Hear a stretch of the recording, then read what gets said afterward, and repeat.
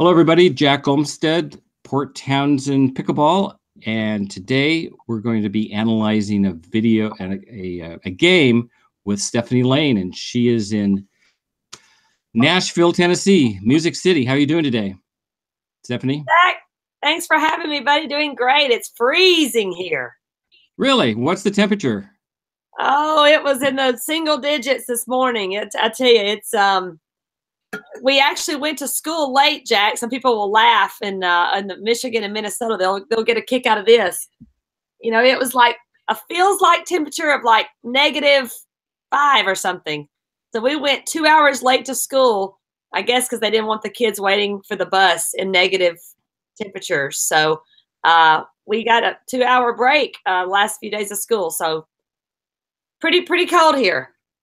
-5, is that with a wind chill factor or is that without the wind?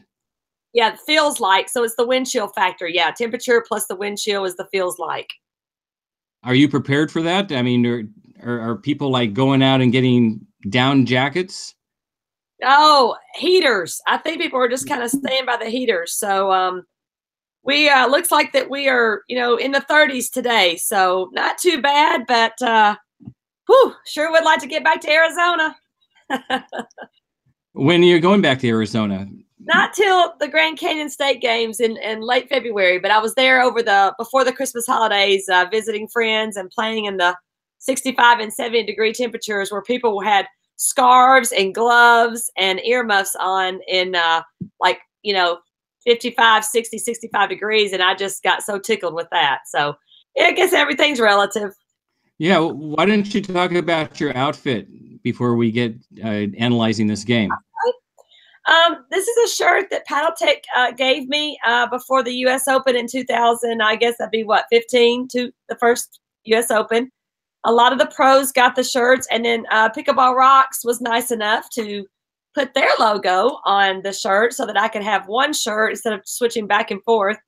And so I really enjoy the shirt that has our little logos on here with our signatures with the Paddletech logo. So it's one of my favorite shirts, and I wear it a lot. And so yeah, that's kind of where we are there. Now, how long have you been repping for Pickleball Rocks?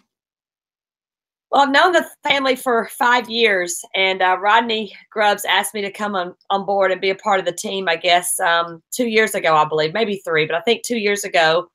And so I'm the national sales director for the Pickleball Rocks Clubwear, and which just means when folks want to match and have club shirts, they can get in contact with me, and I can get them all set up and get going.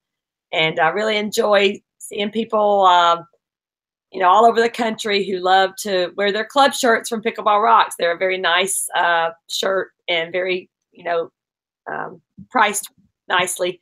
And so I love to be a part of the Pickleball Rocks team, because if you don't know them, you really haven't been in pickleball too long if you haven't heard of Pickleball Rocks. So they're just an iconic family who just great morals and treat people like they want to be treated. And they love helping people find ways to help pickleball grow. And that's what we're all about, is helping pickleball grow one player, one person, one club shirt at a time.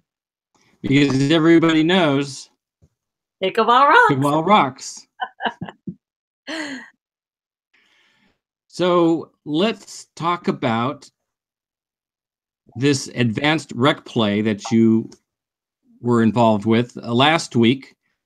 You went to Jackson, Tennessee. Yes, I sure. Now, how far away is that from Nashville? Jackson is 2 hours away, and the two guys closest to us, one of the guys in the white shirt closest to us is right there, Johan Svennson.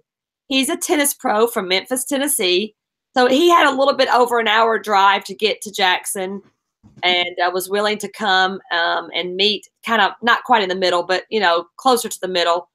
And then so it was nice to have Johan with us. And then there with the gray shirt where you've got your cursor there, that's Michael Williams. He lives in Jackson, Tennessee, and only been playing pickleball for, oh goodness, probably just over a year, and really doing a great job with his skills and learning the game from the kitchen line back. And then on the other side, as you can see, it's myself and Brad Tursky. And Brad's 35 years old from Jackson, Tennessee. He just got sponsored by Paddle Tech.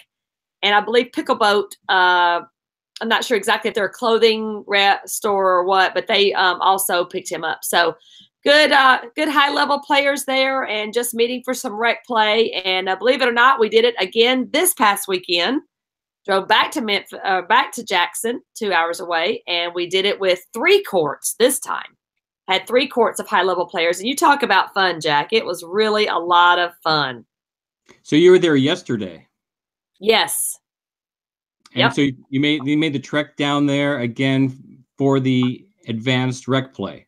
Yes. No cameras this time because when Rich Geenen is around, he'll throw the cameras up. And if he's not, we don't really fool with it because none of us really have GoPros and tripods and all to get it going. But yeah, so this was a lot of fun. We were just in Jackson Christian School there in Jackson. And as you can see, we've got the baseball hitting cage behind us, and it's just in a regular gym where you can play basketball. So, but very nice floor, very nice surface with the wood floor, easier on the joints than concrete. And we were using the Onyx Pure 2 orange indoor ball there. What was the commute like for Rich? Oh, he had a really long commute. I think it was 5.5 to 6 hours he drove. But he also brought his daughter, who has a boyfriend, I believe, in Memphis. So that's kind of how we got Rich to come. He okay. A little, another sideshow going on there, and that made it nice. So here is Michael Williams. He's going to be serving the first ball. Yes. Out. You want to talk about a serve a little bit? Yeah, you and I have been talking about, are you a thrower, like a tosser or a dropper? It looks like he's a tosser. So he tosses that ball a little bit high before he strikes it below his navel. Nice follow through there on his serve. Nice deep serve. Now you were saying that he was serving him pretty deep to you all day. And Johan was returning deep all day too. That's what we'll get to in a minute here. But yeah, Michael had some great deep serves. We try to get people to, when they want information and advice on high-level play, I think it's important to serve deep and return deep. And when we say deep, Jack, we're really talking about the back third of the court. We're not trying to aim for the line or a foot inside the line. We're really trying to, aim in the back 1/3 of the court. And I think that really gets you set up for the next, shot when you can do that successfully. Well, you can see it when you analyze these games that when the ball gets into the back court, it puts the other team at a disadvantage. That's right. You don't want to give them a shot where they can take a few steps and make their way to the kitchen line and their momentum is going forward. You want to keep them back so that their momentum is going backwards, or at least, keep them back to where, you don't invite them to the offensive position, which is right there at that kitchen line. So I know that one of your things is unattackable balls. So when you see unattackable balls, can you please let us know? Yes. Yes. And I'm going to let you know that when the ball is bouncing in front of the opponent. So anytime the ball is bouncing, they have to hit the ball up in upward motion, and they can't hit the ball down in a attacking mode. So let's see if Johan here is able to hit the ball. Nope, looks like he hit it out. A little bit out, but he didn't give me anything to attack in the air. So that one a little bit. You're always waiting for your opponent's unforced errors. You got that right. And he doesn't make many of them either, I'll tell you. Johan and I are going to partner up in some 50-plus events because yours truly is turning 50 this year. And I'm excited. Congratulations. Thanks. You're excited about it. I'm very excited about it, yes. So you put him, you didn't serve it to him. You served it towards his backhand. He moved around his backhand. And he pushed it in the middle of the court. There's nothing wrong with running around and hitting your strongest shot. If your strongest shot is your backhand, then get yourself in position to hit as many backhands as possible, I say. And if you like your forehand, you saw that he just took 1 or 2 steps, stepped around that, and he was able to. He's got a great backhand, but I guess he thinks his forehand is better, or in that shot it is. So that was a great idea. So Brad attacks that ball, and Johan's able to get it back. And then I believe there's an error made. But I think Brad, he hit a really good ball. It was low. Watch it come down right there. He just wasn't ready for it. Michael wasn't ready for it. See the ball? Exactly. Can you back it up just a little bit more, Jack, so you can see Johan has a great defense, resets the ball in the kitchen there. Let's see. How far back are we going here? Like, here we go. In that same point, okay? And then Brad attacks the ball really hard. See, he takes it out of the air.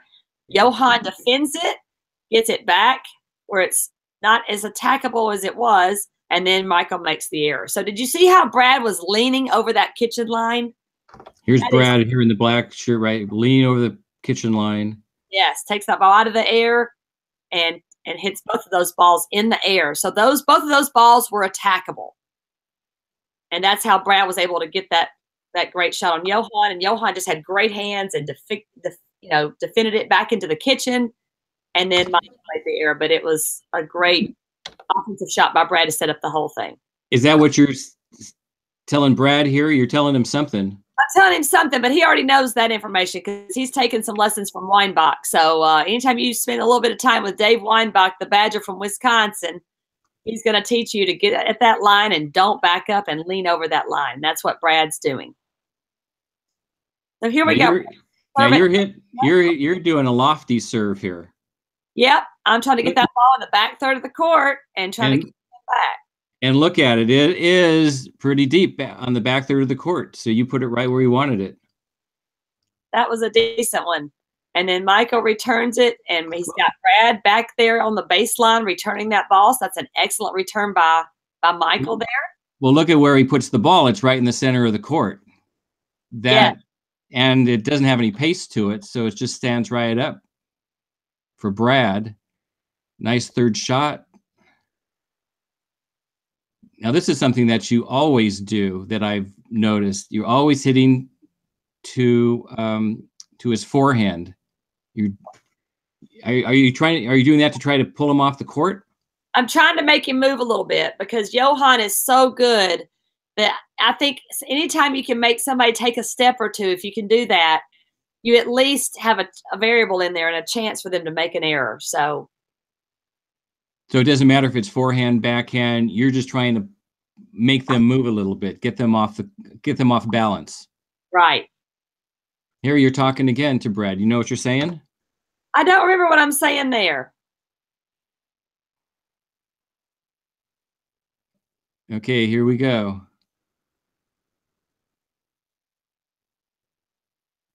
And that looks like it's a nice deep serve.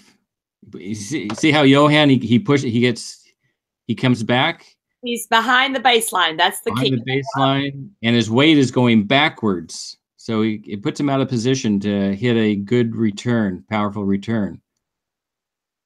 Okay, so then we make it bounce. So that's unattackable. And he goes cross court on the dink there. He's got me leaning. I can see I'm off balance. Oh, yeah. Well, you hit a lob. Got it over his head. I didn't lob, did I, Jack? Yeah, you did. You lobbed. That's why we watch the video here. See, look at that ball go over his head. It's over Michael's head. I love the lob. Well, you're keeping him off balance. If you watch enough of you in slow motion, you got them off balance all the time. And look at it, worked for you. Well, he was able to at least get back to the kitchen line off the lob. I have to give Michael credit that he chased the lob down. He got the ball back, unattackable, and I just hit maybe it was like a little roller or something. I kind of jammed him a little bit, I guess, maybe. Well, he was running up full speed. He stops to hit the ball, and he just mistimed it, I guess. And that's what it's all about. But to his credit, he didn't hit the ball when he was running. He stopped, and then he tried to hit the ball. That's right. In basketball, we call that a jump stop, but in pickleball and tennis, we call that a split step. He was split stepping right there. That's right. He was doing what he should have been doing, but he just didn't have the skill level up to your drive. All right, so then we're going to serve it again. And it's another lofty ball.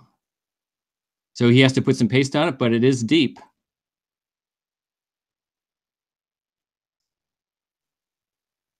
Notice that I'm going ahead on in as Brad is hitting the third shot. I'm already heading in. I'm not waiting for my partner for us to come up together. So if you trust your partner's third shot, Jack, I love to teach people to go ahead and start heading on up, especially if you're as slow as I am, so you can go ahead and get a head start because, you know, it just all depends on, do you trust your partner's third shot drop or not?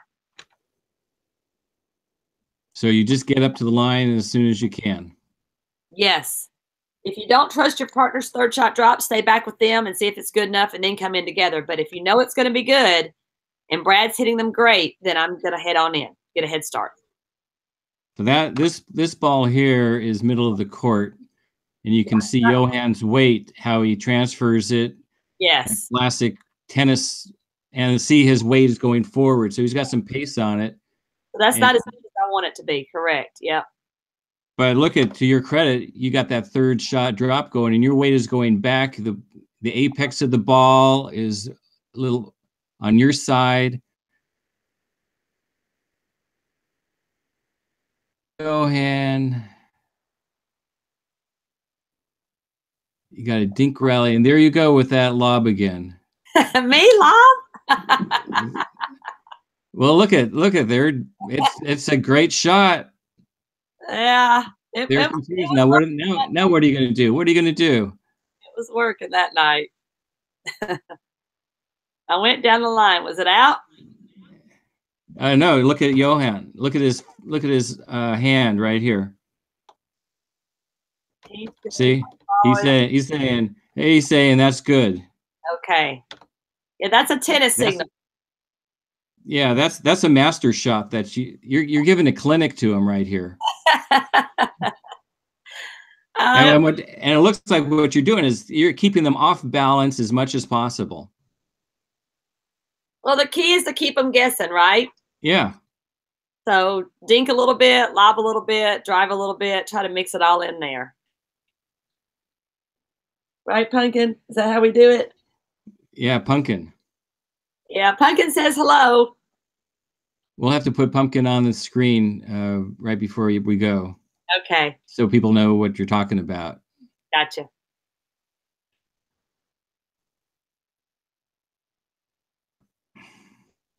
Oh, there you are. Another lob right down the middle. What's he going to do? Oh, he's still got some wheels. Oh, His yeah. 50-year-old wheels are working. Oh, yeah. Look at that. Now he's way off balance. That's the tennis pro kicking in. Oh, yeah. He tried a lob.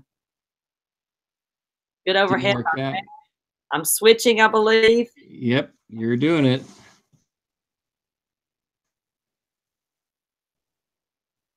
Michael's going to cut that ball off. Getting back, and you are dinking.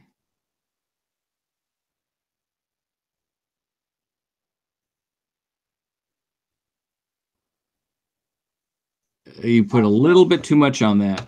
Too much. That one went out, I believe. Yep. Yep. And here you can see your body weight. You're just pretty aggressive with that ball. Yeah, it looked attackable. I guess I didn't have the angle of the paddle pointing more down. I guess it was too high as far as that goes. But did you notice that we must have been communicating? Because when Johan lobbed it back, Brad went and got the lob, and I switched. And I don't know if he yelled at me or to me or not about it, but I knew that I needed to. Now let's go back and see that point. Which is very important. Partner communication is huge. Here it is, and here comes the lob. So Brad probably says, mine. And so he goes back and gets it as he hits it. And I see that we're in I formation. If you'll stop it right there, Jack. Whoops. I got to stop it. A lot of times we call that I formation when you're in the exact same side of the court as your partner. So And look at you. You gave him some room. You're kind of leaning off to the side, so you know he's right behind you. Right. So then I know that you're running over to cover that empty court. Right. I switched over.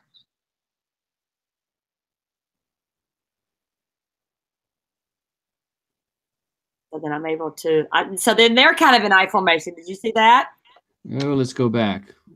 Then Michael and Johan are kind of right here in I formation, or they're almost on the same side of the court right there. And well, they're moving in the same place. And look at, they're moving together. Moving together, just like poetry in motion there. And then Michael hits in a ball that's a little bit attackable. And that's where my paddle was angled too high and it went out. But it was at least the shot that I wanted. I just missed the shot.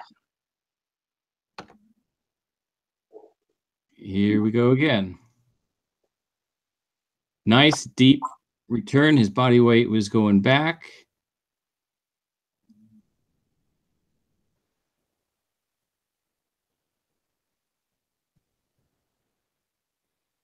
Johan's really going to roll that forehand right there. Brad's ready. And I think he rolled it out of the, yep. I think he rolled it out. To not having been played pickleball, Johan, to not have been playing very long, I tell you what, he sure is a smart, very control player. So much fun. Going to be so much fun to partner up with him. Really looking forward to it. So you're doing a two-handed backhand here. Do you do that just for your dinks, or you do that all the time? It's a great question. It just kind of depends. But I learned, a tennis backhand two-handed, and it's kind of hard to undo that.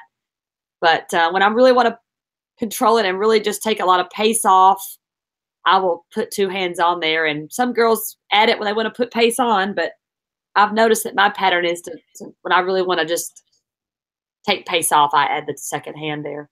Mm-hmm. So Brad's getting an attackable ball. Michael, we're able to get it back.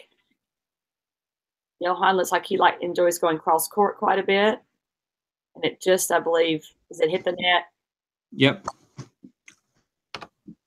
Next point. Next point. It's always another point. Okay, here we go. Yeah, I must have hit the net. Okay.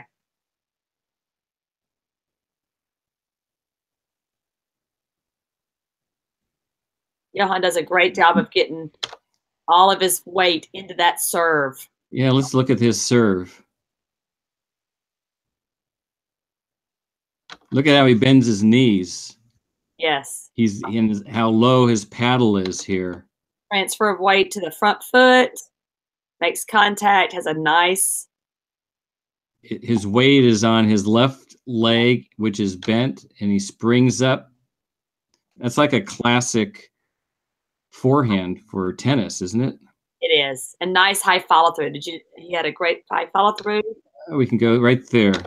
Yeah. There's a nice follow through over his left shoulder. Whoops.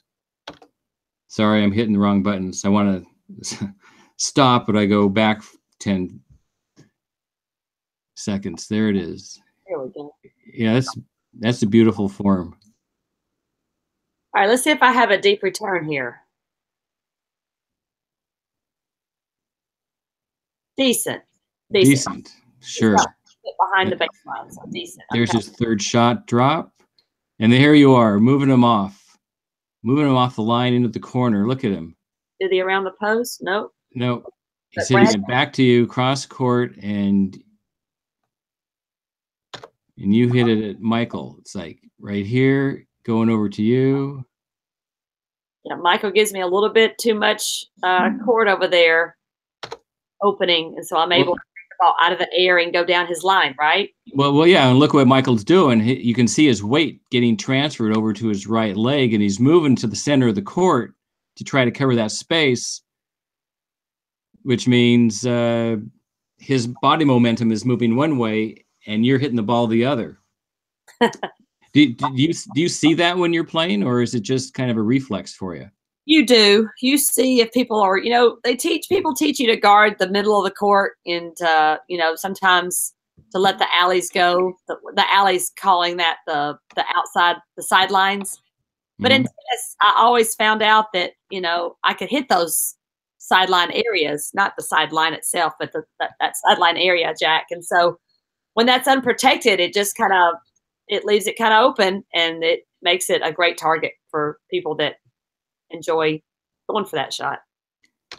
Now, Brad, is he putting a lot of backspin on this return? Let's see if he goes from high to low. Yes. Looks like he's doing a big, heavy slice. A big, heavy slice, and the back third of the court, too. So that's a good ball. Third shot to you. And I hit it to the guy that's farther back, not the one closer to the net, which is something that it's a good practice.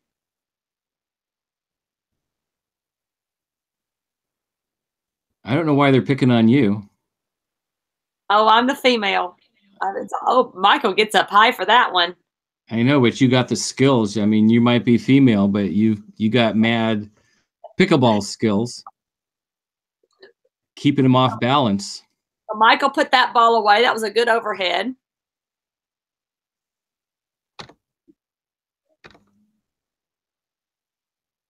Okay, here's Michael. He's going to be serving here. And just again, want to thank Rich Geenen for being so kind to put these, take his time to put upload these videos onto YouTube. Or is that where you found it? YouTube, I guess. It's on YouTube. That's right. So nice. He doesn't go by Rich Geenen on YouTube. He goes by Chasing Dill. Oh, that's his that's his handle. His handle is Chasing Dill. Oh, you got a ball on the court. You're going to have to stop play on that. Yeah, I want to thank Rich as well, allowing me to analyze the games that he records. This is great. And Jack, it might be a good time just to kind of pause there and talk about, you know, courteous court etiquette. And you just can't really assume that people know this kind of stuff, because I was somewhere in Jackson, I won't say where, in Jackson yesterday. I'll put the camera on you here. Let me put the camera on you so we can watch your lips move. Okay. There we go. There you are. So yeah, I was in Jackson this weekend, and we played at a couple different places. And you really just can't assume that people know basic court etiquette. And when I say that, I just mean things like, you know, when the ball rolls on the court, here's a ball right here. When this ball rolls on the court, you got to be able to make sure that you are aware that other people. I know, Pumpkin, you like this ball. Can I take just a minute? Pumpkin wants to pick a ball here, Jack. He wants to play some ball. Let's see. Can we see Pumpkin? Yeah, we'll see if we can get him over here. And we want to see Pumpkin. We want to see Pumpkin because Pumpkin just had a bath. He just had a bath. He's all clean. But he loves to play with these pickleballs. So he wants to chase one. But anytime one of these balls rolls on somebody else's court in the path of their feet, you know, it's so important to yell ball and let people know that, hey, we don't want you to trip on this ball. And it's just to yell ball saves, may save somebody an injury. So did you say that it happened in rec play with you today? Oh, yesterday, actually, we were playing with jug balls, and the ball rolled on the other court. I was chasing the ball like Pumpkin. He likes to chase balls. I was chasing the jug ball over on the other court, and it kind of went around one of the players, and he wasn't hearing me because he was focusing on what was going on his court, and he stepped on the white jug's balls and crushed it. And somebody else on the court said, it's a jug that will come back. And I just pulled it back, threw it over onto our court, and we started playing with it. So there's my story. Yeah. I'm going to stick to it too. I like it. So just when in doubt, yell ball, have them stop play so that nobody has an injury. Luckily, your person didn't get hurt. They just stepped on the ball and the ball gave. But a lot of times these balls, these onyx, they won't conform, they won't crush down and compress. So it's important just to say ball on the court and stop play there. So that's just basic court etiquette. Okay, so you get back your glasses on, Yes. and we'll get back to the game. All right.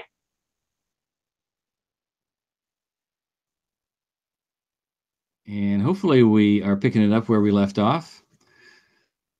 I think Michael was serving. Yeah. Michael's serving. Hopefully I didn't hit the rewind button. Let's see, get this X out of here. So Michael's a tosser as well. He's a tosser, which is really odd that all your players are tossers because most people are droppers. Interesting. According to the Pickleball Forum survey. Okay. 75% toss. And there you go, getting him off balance. Look at him. Oh, bam. Is he? He's got some wheels. He gets it back to you cross court, and you're going to hit a lob over Johan's head. He's getting back. You're really getting these guys at a disadvantage. And again, why are they hitting it to you? They're going to hit it back to you? Yep, they're going to hit it back to you. You're giving them a lot of problems. Well, there we go. They hit him over to Brad. Oh, Brad hits it into the net. You had them all off balance, going this way and that way, and they keep coming back to you. Well, you have good days and bad days, Jack, and I played well that day. I was happy with the way I played that day. I was thinking, I wish this was a tournament day. And you have a bad day, and you think, oh, I'm so glad this is not a tournament day. So just from day to day, you never know. But it looks like you're the strongest player over there, but they keep going back to you just because you're female. It shouldn't keep matter. Watching, buddy. Just keep watching. Just keep watching. Okay, Brad's going to get some balls. Well, I'm not the strongest player out there. I'm the most veteran player out there, but how about the smartest player out there? There, Brad hits it into the net. How about your IQ, your pickleball IQ? You think you got the best pickleball IQ out there? I've just been out there the longest as far as play goes. So, but how long have you been playing pickleball? No, almost 7 years now. Yeah, started in 2011. 2012 was my first nationals, and I've medaled in all the nationals that I've participated in. So that's been a lot of fun. So, yeah, just approaching 7 years now.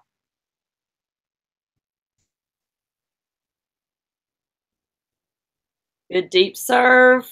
Yeah, nice deep serve. Hopefully a good deep return. He's moving backwards, so that's a good sign. Let's see how his third shot drop is, because Michael's got a good third shot drop. Coming right to you, and you're getting him off balance again. There he goes. Now he's hitting it to Brad. Brad gets it over the net.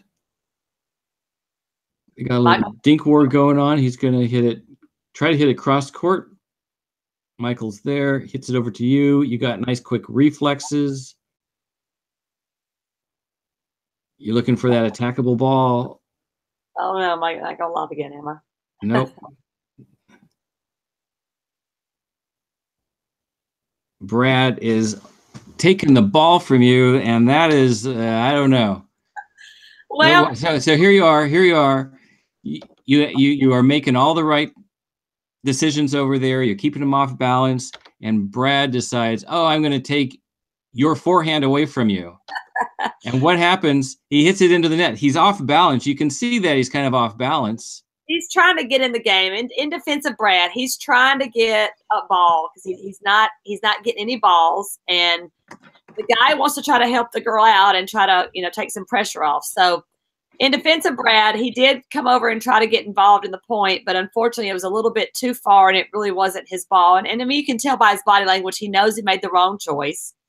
Oh, yeah, he did, because it went into the net. If it went over the net, he'd be singing a different tune, I'm sure. Yeah.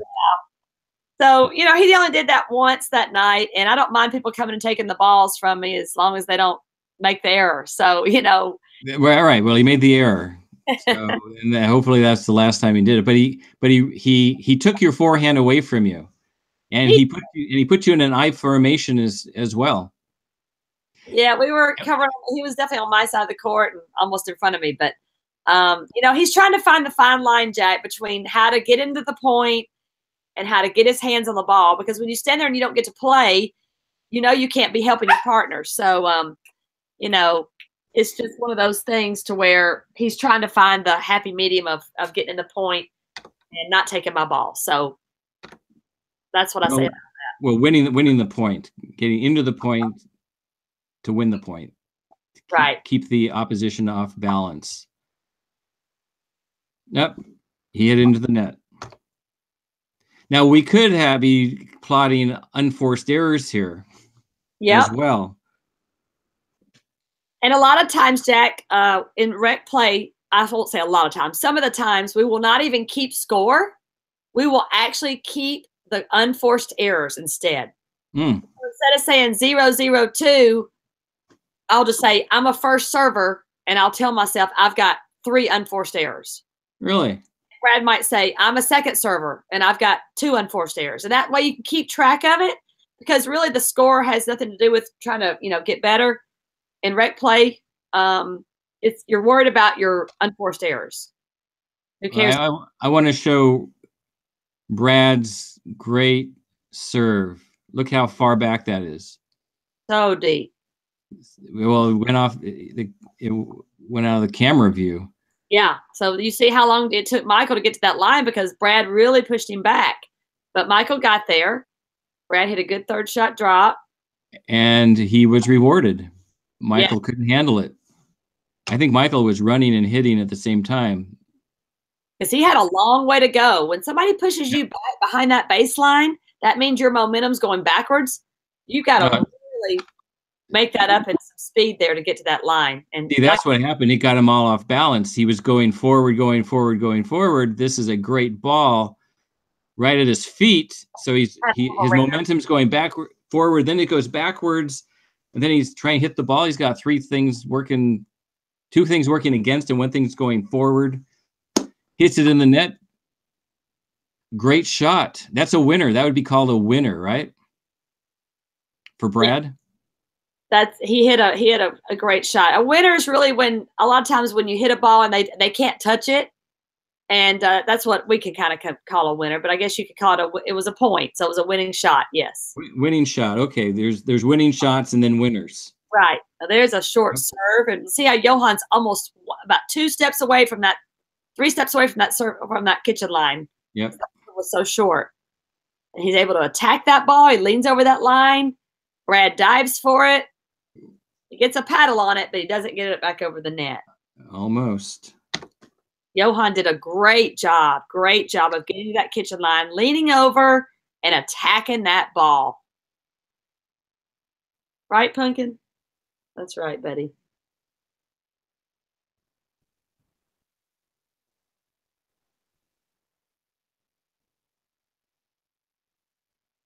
Another slice return. Another slice return. Which can be effective, Jack, on certain surfaces. The way that ball bites on those floor surfaces. And there you are, pushing them off the line, but that was right down the line. That's a great tennis move right there. Great shot. Did he take that off the bounce or out of the air? Did you know? Out of the air. Out of the air. That was an attackable ball that I hit that Johan took advantage of. If he had not been to that kitchen line, Jack, he would not have been able to attack that ball. It would have had to bounce. But he got rewarded for being at that kitchen line and leaning over. He could actually reach that ball and hit it on a downward angle. And look at his momentum and how he's bending his knees. And I think, wasn't that ball like below the net? Yeah, look how far below the net it is. And because he's so low, and look at his left arm. I mean, he's like perfectly balanced. Yes. Perfectly balanced. That comes from a lot of time on the court, probably tennis courts and pickleball. But if I could have made that ball bouncy, he would have had to hit it up. Yep. He would not have been able to roll that ball and get a downward angle on that to get a winner. So that was a winner because Brad didn't get his paddle on it, right? That's the winner, and I would say that was an unforced error on my part. If I were keeping, so that was an unforced error on my part because I gave him an attackable ball. Really? Okay. And we're keeping up with it, yeah. Because if I don't do that, then he can't get that shot.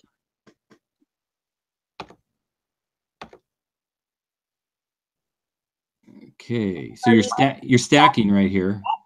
We're stacking so Brad can have his forehand down the middle. Let's see if I get a decent return here. Keep Michael back. He's inside the court.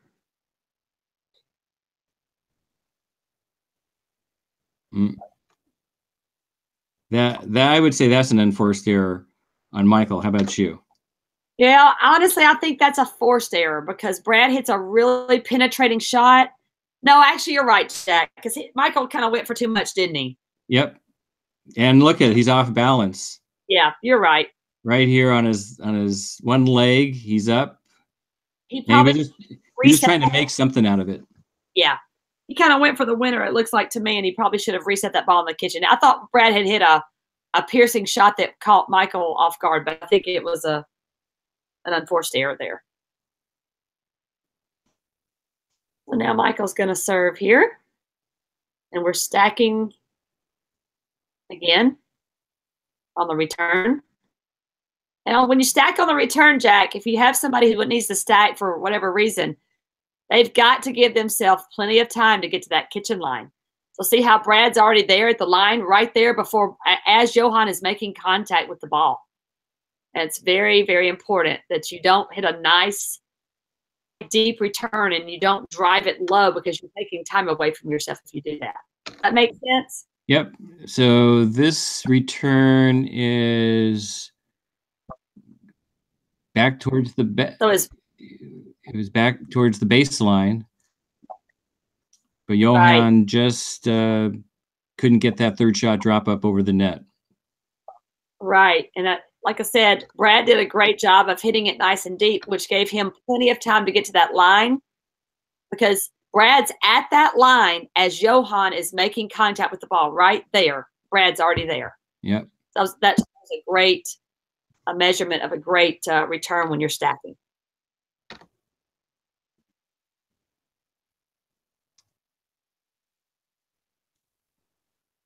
So that's an okay serve. Yes. Towards the back of the court.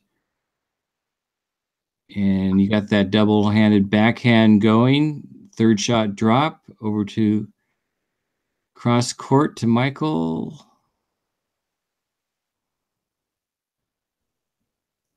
Down the middle, dink.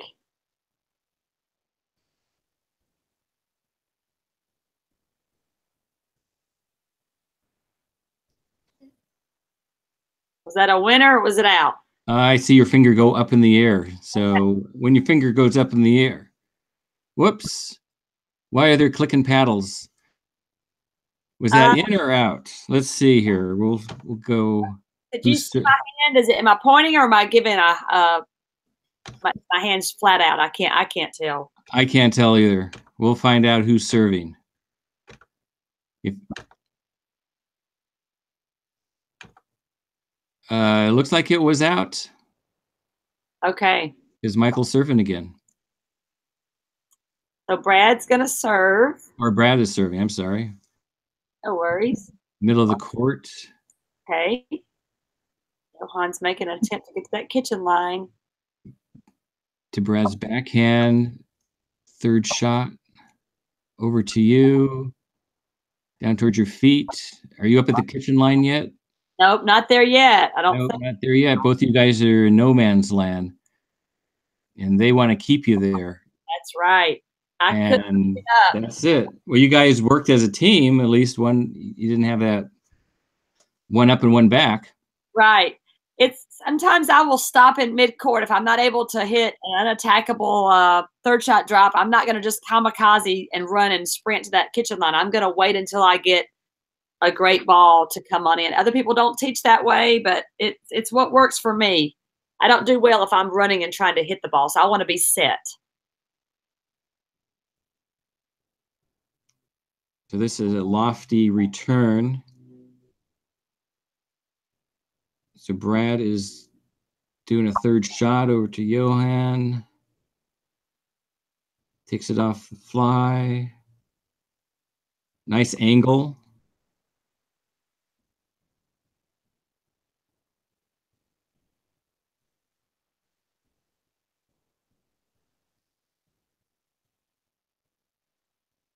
Got a little dink rally going here. This is the first dink rally. It's the longest one game. so far, isn't it? Yeah. But look how he's pushing Johan off the court. Oh boy, that's a nice one. Tackable ball right in the middle. Can't get it. So Johan, he controlled that point and won that point. He sure did, yep.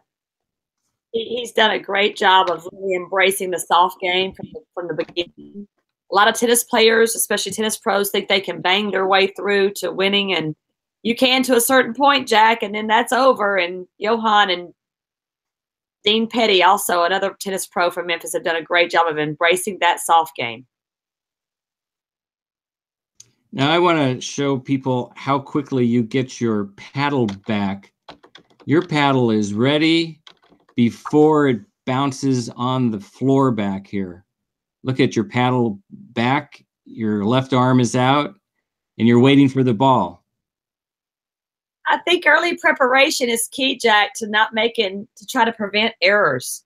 As soon as you know if it's going to be a forehand or backhand, go ahead and get prepared. So all you have to do is take a step forward and get your momentum moving forward and swing the paddle from low to high. So early preparation.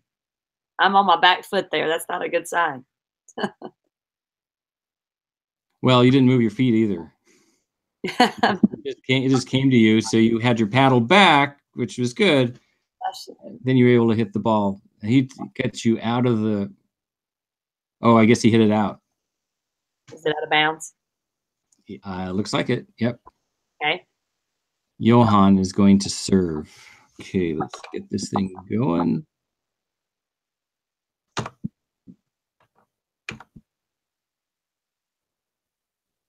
Nice low ball. Center of the court. And again, Johan, look how low he gets to this ball. Yes. His paddle is down. His knees are bent. Look at it. His eyes are on the ball. Head down. Yep. Excellent form. And then he hits it into the net. So he'll hit those 9 out of 10 times, right? He will. He sure will. But he looks good 10 out of 10 times. That's right. You know, it's about looking good.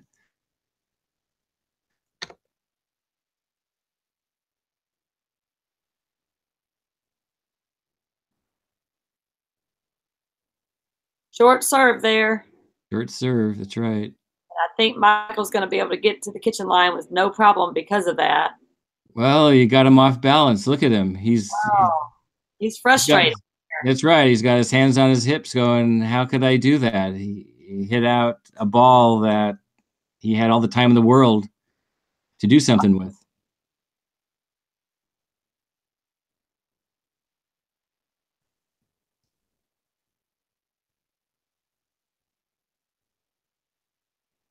Nice lofty serve, and that is off camera. So that was a great deep serve on your part. Two-handed dink. Sets him back. Over to Brad. That time, Brad wants to be in the point. Oh, there he goes. Into the net. That's the second time he went. And look at you're looking up at the sky. It's like, oh my God, second time. Yeah, I would have called a timeout if it trying to get. See, there he goes, which is okay, but he didn't put it away. If you get there, you got to put it away. And now it comes back to him, and then he just wants it. Kaboom! Watch your reaction. Oh boy, yeah. Ooey vey. I think that's what they say. Ooey vey. Ooey vey. Yeah. I would have called a timeout for sure, Jack, and just said, hey, probably don't need to come over that far because we were winning the whole game. So that's right. So, That's right. That's right. You're hitting winners. You're doing your job. You're doing a great job. he's trying to figure out how to get the point. Well, it's a team sport. This isn't singles. That's right. And if you're a strong player, you got to trust your partner. That is true. At least that's how I see it. And that was out. You're probably thinking about that last ball.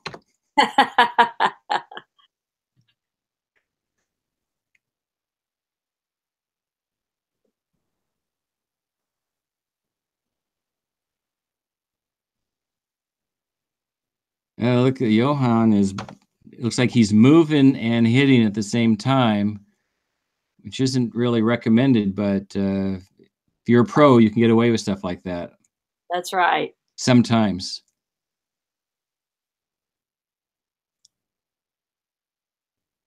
Nice form on Brad with that cross-court dink.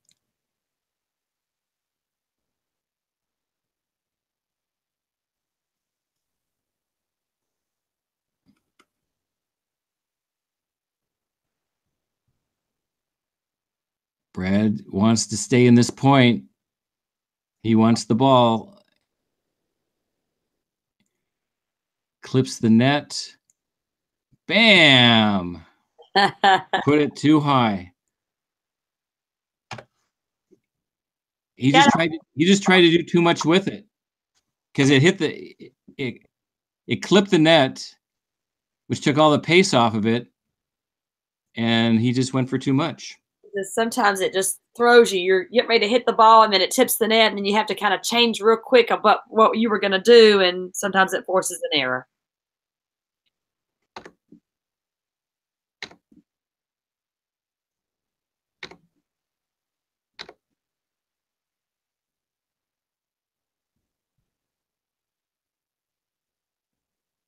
Nice lofty return. That's nice and deep.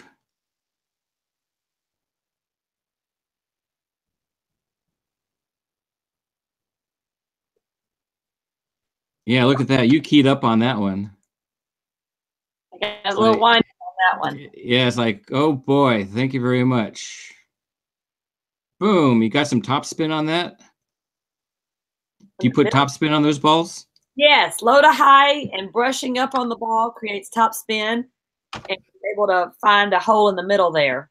Looks like that's what you did. Do you see those holes, or you just anticipate that they're going to be there? I see those holes. You look to kind of see, do they leave the middle open? Do they leave an alley open? People can't cover the whole court, so they're going to leave something open. You have to kind of start looking for those to see where your holes are.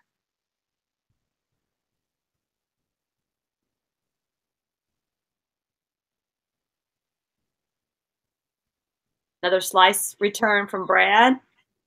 Middle of the court.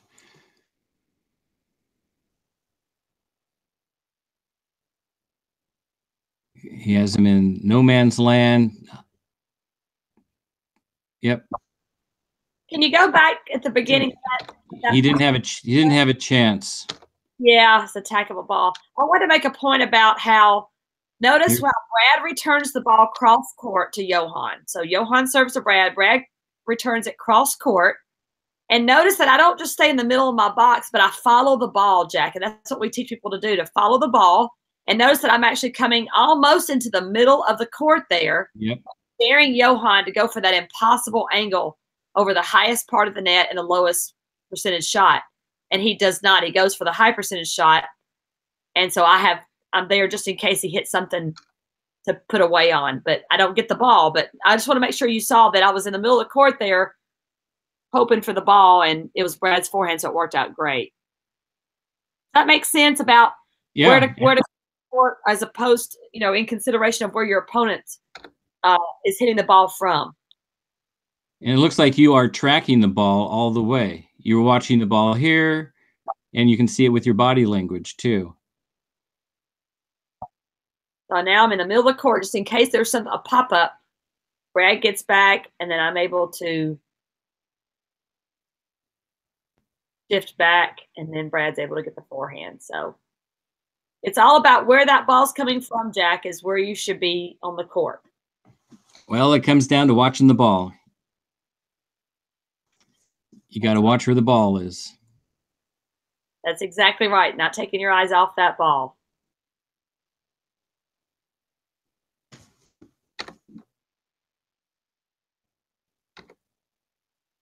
Oh, I went a little bit too far. Okay, here's Brad's serve. Back to you. Two-handed third shot. Kind of high. You caught no man's land. And he's going to take it. Both you guys are no man's land. Yep. And into the net.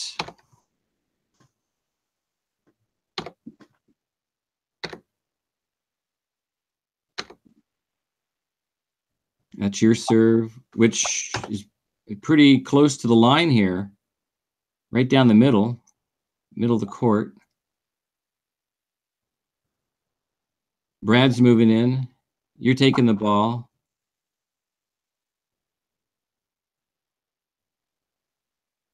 Johan's doing a great job of leaning over that line again. Yep. And you're getting it right into his body. Notice he took a step back to hit the shot, but then he returned right back to the line. He did not stay back. Yep. Important. Down to his feet, right over the net. Look how close to the net his ball comes. See, it's right here. It's like inches from the net. Yes.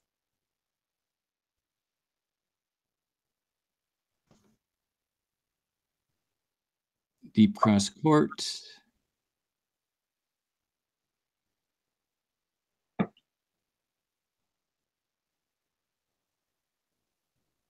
There's the lob. Uh-oh. He's attacking. That's not a good sign. Oh. Too close to the head.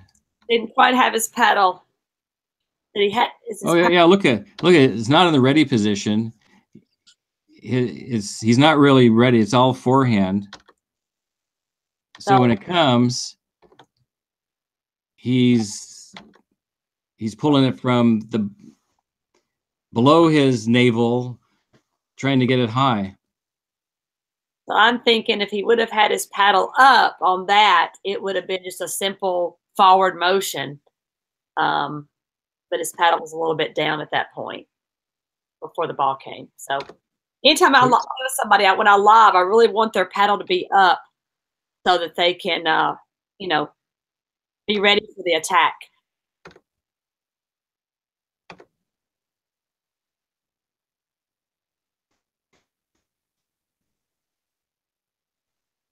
Nice slice backhand return by Brad. Hey, buddy. And there you go, rolling him off his sweet spot, his comfort zone. He hits it back over to you. You don't have to move hardly at all, and now you're moving him back. Got him way off balance.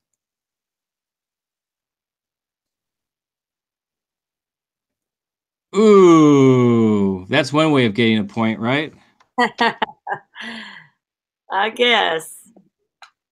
It's like around the post. No, I'm just gonna. I mean, what's he trying to do? An Ernie or something? I think so. I mean, what does he think you're gonna do? You're so low. He just became a target for you. Just kind of became a target. He was what, 4 feet away from you? Something like that. So did I actually hit him with the ball? Yeah, you hit him with the ball in his legs. So were you? Did you see that, or were you trying to just hit it around the post? All I thought was that I was just going to try to just go for a shot since he had me pulled off so far. I was just going to just sling my paddle at it, really, Jack. Just try to go around if I could because it looked like it was wide enough. So it's almost harder to go back across the net when they've got you pulled out that wide, Jack. You know, around the post is really the easiest shot. Once you learn how to hit it, that you can make instead of trying to go back over the net. Well, it'll put you at a disadvantage too. Even if you do get it over the net, you're way off the court. Right.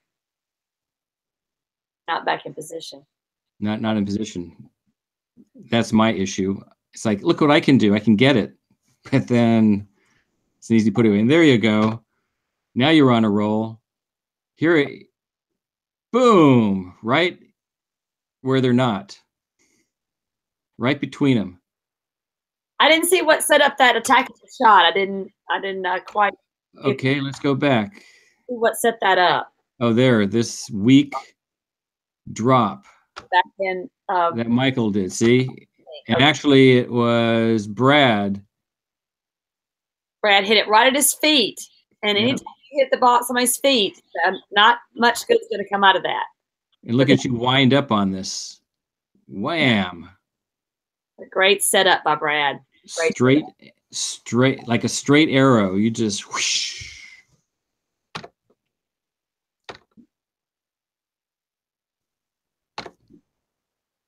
Okay, where are we? Oh, now the opposition is stacking. And you're going to put Johan's forehand down the middle there. So you obviously go to his backhand. Yep. Cross court dink, getting Brad off the court a bit.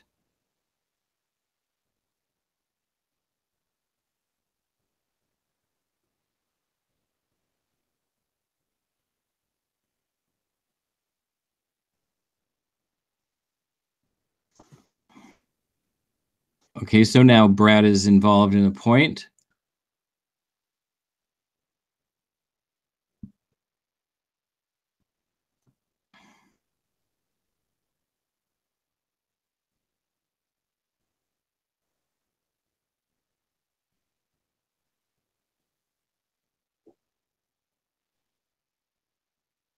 Good dink rally going here. Cross court dinks.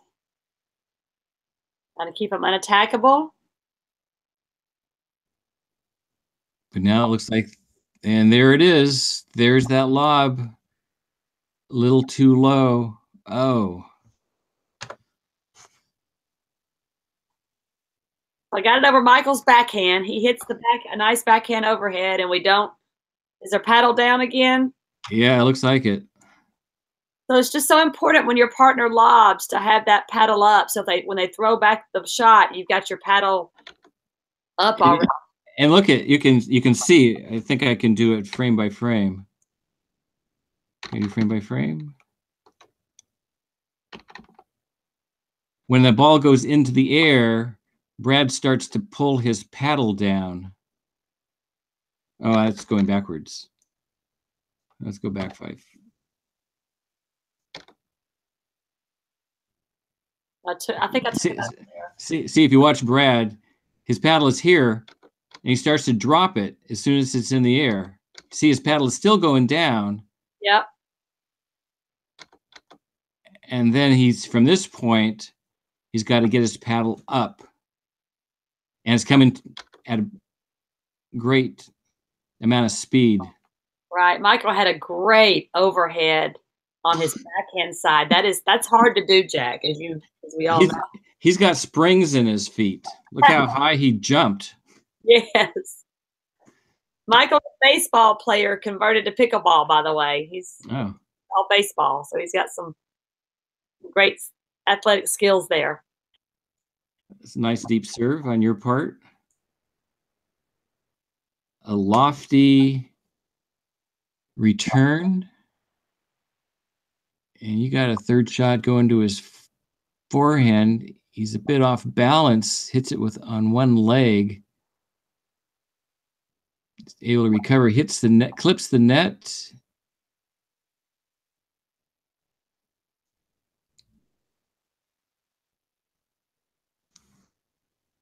And he's trying to pull you off the court. Does a pretty good job.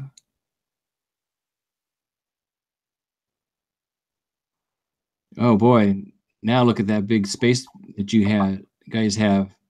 Huge space. Brad's coming back to fill the space.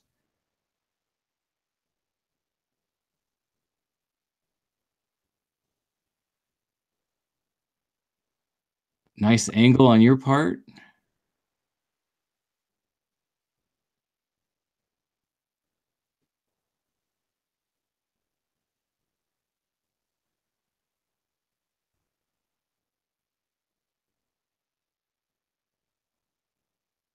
That's very close to the line. Now he hits a overhead. You do a circus shot. Brad is right there. Bam! You're gonna have to watch that over again. Yeah, where did my ball go when I did it? Did I make it bounce? I must have made it. No. Oh, he You're just right to Johan. I got it. Johan. See, right there it goes. He's trying to do a lob. It's like, wait, I can get that. Bam! Over your head, right to Johan, to his backhand. And Brad is right there. He's following the ball. He's in the point. Look at him. He says, yeah, my paddle might be low, but I can get to it. There you are. You're doing your dance. What kind of a dance is that? I don't know what that is. It's almost like, I don't know what just happened, but I hit some kind of flim-flam shot and it worked. So there you go. It was a circus shot. Look at that. That's a great dance. It's like a wave and do that moonwalk dance backwards. Well, I'm sure I'm laughing, Jack, thinking, how on earth did I do that? You won the point, too. And look at your opponents. They're like all, their shoulders are down. Look at, they're looking at the ground. Like, what can we do? What can we do? Johan has got it. I don't know. Johan's thinking of a plan. I can guarantee you that because that's just the kind of player he is. Well, what's about putting his nose in his shirt? I don't know what that move is. Well, it's wintertime. His nose might be drooping a little bit. But oh, really? Indoors? I don't know. It's like, look at Michael's. That was a doggone good lob too. She just. I know. They're just deflated. I got lucky on that one. Well, I don't know about luck. I think you were prepared. Look, you're still dancing.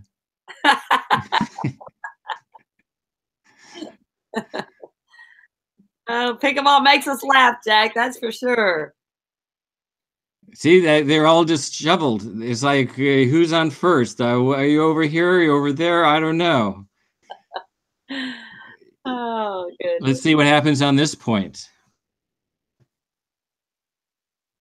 See, look at Michael over here. He's got his hands on his hips going, oh my God, we're in a world of hurt. This game's almost over. Nice, lofty serve. Johan hits a middle of the court return. It looks like you got him on his heels.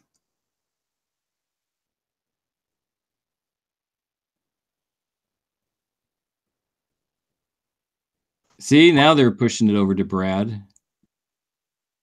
Looks like they wised up.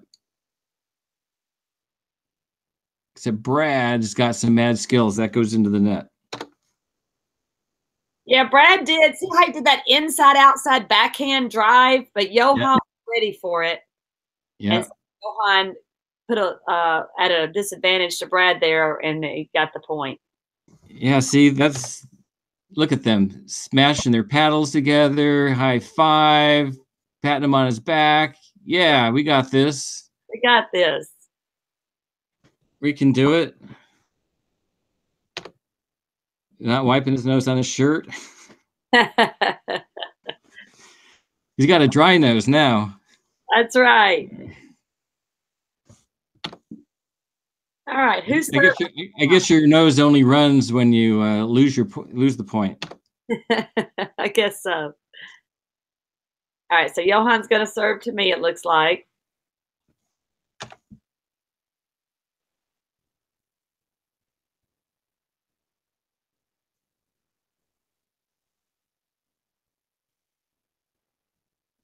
Is that like a windmill kind of stroke that you've got going on there? I mean, you just all that, yeah. Get that paddle up and down and around. Yeah, and you try to shorten your backswing in pickleball, but I just got 30 years of tennis, Jack, that it's just hard to erase. So well, it looks good and it does a good job. I mean, take a look at your return. It's way back. You know, you got control. Third shot driving you off the court a bit. Into Michael. his backhand, and he can't handle that. Michael's poaching in the middle, hoping to get his paddle on a ball, but I'm able to get it to Johan's backhand. We're going down the side. Down that line. And look at, he's there too late. He knows it. Look how he flicks his wrist. Yeah. See how he flicks his wrist on this backhand? No follow through at all. And look at his paddle goes from high to low. And where does the ball go? Down. It goes low. It goes into the net. Because he didn't have the time. He wasn't expecting it.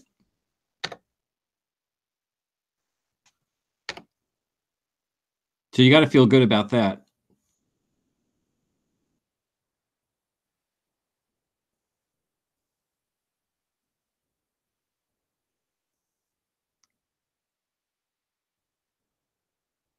Nice serve into Brad's backhand.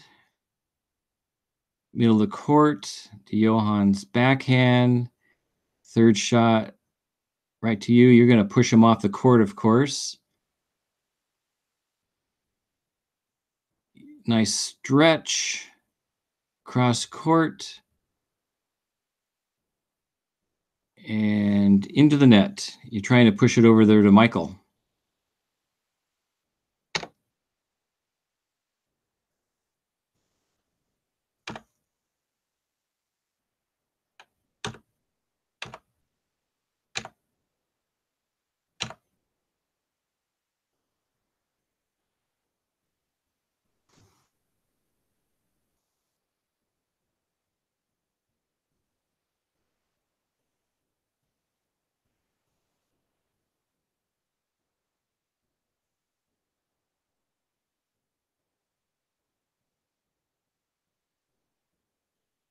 Look at him, how he has to reach. And it looks like we have lost our connection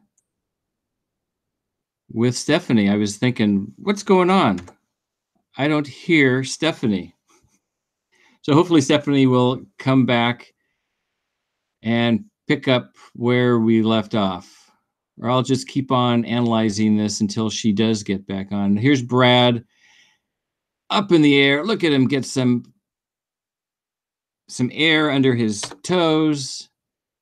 Here it comes. I don't know what kind, if it's that a lob or something. Wham!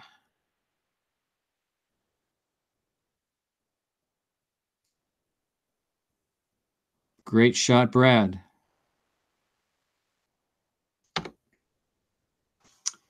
So I don't see that Stephanie is contacting me. We communicate through Facebook. And I don't see her sending me a message saying, hey, I don't know how to get back on. She should be able to just click the link and get back on. It happens. This is the first time that Stephanie is doing a Google Hangout on air with me. So this is what happens. Whoa! Looks like she is sending me a message. Hold on, we're going to stop this. Here's Stephanie. And let's get this and get this. We had plenty of battery beginning, and then it just died. So it looks like Stephanie's battery died on her laptop. I believe she's communicating to me through her cell phone. The reason why she wanted to use her laptop is because the screen is bigger and she can watch the screen. And that is Llewellyn's page that you see. Let's get to Stephanie's page. This is her Facebook page. And I was communicating to Stephanie through Llewellyn's page. Anyway, that's a little behind the scenes, and that's why I was on her page. And I think that's, oops, are you back? Yeah, you are back. Oh my goodness, the computer says it went to sleep on me, Jack. It went to sleep on you? That's what it said. Huh. And I thought we were out of battery, so I ran to grab the charger because this is not my computer, and we're back. Oh, so you didn't have to plug the charger in? Yeah, I did charge it, but it said that I lost the call because it went to sleep, is what it said. So. Oh, well, there's an app for that. Oh, is there? There's an app so that your computer doesn't go to sleep when you're using it. Like if you're uploading a lot of. I'm new at this. Yeah, I know. I just found that out when my computer went to sleep when I was uploading files. It's like, how can I keep my computer on for not going to sleep? There's an app for that. So we live and learn, and this is the digital age. It should. And unfortunately, I can't edit this, so people are just going to have to fast forward. They can use their editing keys to just fast forward a portion. And if you go to the description below, I'm going to put a link to where we have this little dead spot where you left us because of your sleep problems, your computer sleep problems. Okay. Yeah. Sounds good. So we'll work it out. So here we are. We're almost at the end here. I know you want to finish this. Yes, that'd be great. And so here we are. I think you're serving. Must be maybe game point here. It's close to it. Nice deep serve to his backhand, to Michael's backhand. Middle of the court. Brad's going to get a play on the ball over to Johan. Nice third shot.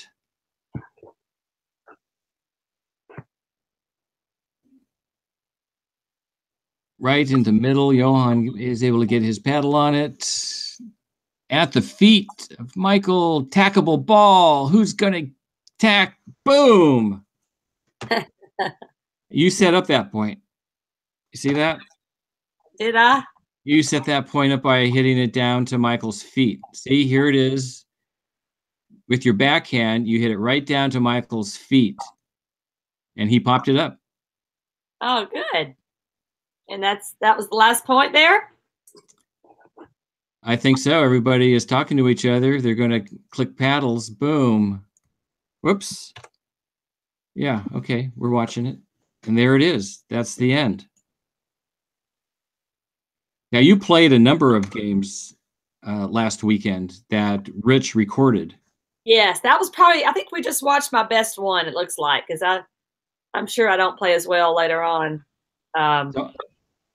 So I'm going to put a link to all the videos that Rich did on that day. Okay. So if people want to watch you play in other games, they can. And if they want to slow it down, slow motion, kind of analyze it, they can do the same thing that we did. That'd be great. So we're at the end. Is there any closing comments that you'd like to leave us with? Just a couple of recaps about getting the serves and the returns in the back third of the court. Jack is a good practice to have. Making the ball bounce in front of your opponents gives them unattackable balls to not slam at you. And yeah, just good partner communication and work on those lobs. A lot of people don't like to lob, but if you use it at the right time, it can really be a deadly shot. So appreciate you having me on. Yeah, do you have a column or do you write anything about pickleball strategy, pickleball training? I don't. I just enjoy doing a little commentating here and there, whether it be, live streams at high level play or, this was a lot of fun just to kind of go back, shot by shot and analyze what happened. It's just a passion of mine to help pickleball grow and pay it forward and try to help as many people as we can enjoy this sport like we do. Now, how about a clinic? Do you have a clinic coming up? No clinic set up right now. Actually in the works to one later on, but nothing set yet. So still working on, I do have some private lessons coming up in my gym just locally here. but no clinics on a big scale set up as of yet. How about U.S. Open? You got your plans set. Who are you playing with in the U.S. Open? I get to play in the 50-plus event with Steve Kennedy in the mixed senior pro, and playing with my national champion partner Dave Weinbach in the 45-plus mixed doubles age day. Looking forward to hopefully playing well and partnering up with him. We got the gold medal at nationals in the 35-plus this year, and looking forward to playing the 45-plus with him there at U.S. Open. And then in women's doubles, I believe I'm playing with Lloyd Ford in the senior pro, and Joanne Russell in the mixed, or excuse me, in the women's age. So 4 different partners, 4 different events. Looking forward to it. Is this something that you normally do with tournaments? You play with 4 different people? Not usually. It's usually just two different ones, one for mixed and one for women's. But going into a different age bracket, I want to take advantage of that and play in that bracket. So I'm kind of getting reestablished and introducing myself to a whole different set of partners, women and mixed, for that. So it might take a little time to kind of break in to the club. Now, how do you train for U.S. Open, something like the U.S. Open? Drill. So Really? Yes, play some practice point games after we've drilled. But I have a drilling buddy that's willing to, drill with me anytime, anywhere. And then we'll take one skill at a time that I'm working on, and then we'll play a game and see if I can implement it immediately. So that's what I like to do. So, do you get to the event early so that you can play a couple of days on the same surface to get acclimated? I'm still employed full time as a PE teacher, so unfortunately, I get there after school on Friday, and if the event starts for me the next day, then I don't have any time. But if it doesn't start until Sunday or something, then I've got a day or two. But I'll also be using some professional leave days, and I'll be in the schools during that week of U.S. Open when I'm not playing. Avalon Elementary School is nice enough. The PE teacher there, Laura Mon, is very nice to host me at her school, and I can get some professional hours in while I'm also mixing in with some pickleball. So kind of mixing in some play with some work there. So you're a PE teacher. What grades do you teach? I'm currently teaching K through 4, and we actually start our pickleball unit tomorrow. So I've got plenty of paddles and some sponge balls for the real small kids, and some wiffle ball, or the pickleball, the plastic pickleballs for the older ones, the 3rd and 4th grade. But we'll start really basic. I might even have to break out some balloons for the kindergartners, because their hand-eye coordination is just beginning. So it's a lot of fun. Right. So do you have any type of curriculum that you use, or do you kind of make it up as you go? I make it up as I go, but I am on the board, and I'm a member of the IPTPA, which is the International Pickleball Teaching Professional Association. And we're really in the works with getting a progression of learning pickleball from just kindergarten all the way up. So really looking forward to seeing how that manual and that curriculum develops. So you're going to try out the paddles and balloons with your class to see how it works out. We'll start with balloons with kindergarten and 1st grade, and probably maybe some sponge balls, depending on how those work. But for sure, we've got the jugs balls. So I think a jugs ball really works nice for kids. It doesn't bounce all over the place like like if we were outdoors like that would. But the jugs is really a nice ball for beginning learning people. Little people. So you showed us a ball. How about your paddle? Do you have your paddle close by? I do not. I do not have that close by to show you the Tempest that I love to use, the Paddle Tech Tempest. But Dave and I just did a show with Jack Bendel the other day, showcasing that paddle. So if you're interested, you can check that out. But it has just the right amount of feel and pop on it, Jack, that I really enjoy in a paddle. Okay. Well, thank you so much for spending your Sunday with me, and stay warm in Nashville, and don't go away. I'd like to talk to you offline as well. All right. Thank you so much, Jack. And as everybody knows, pickleball rocks.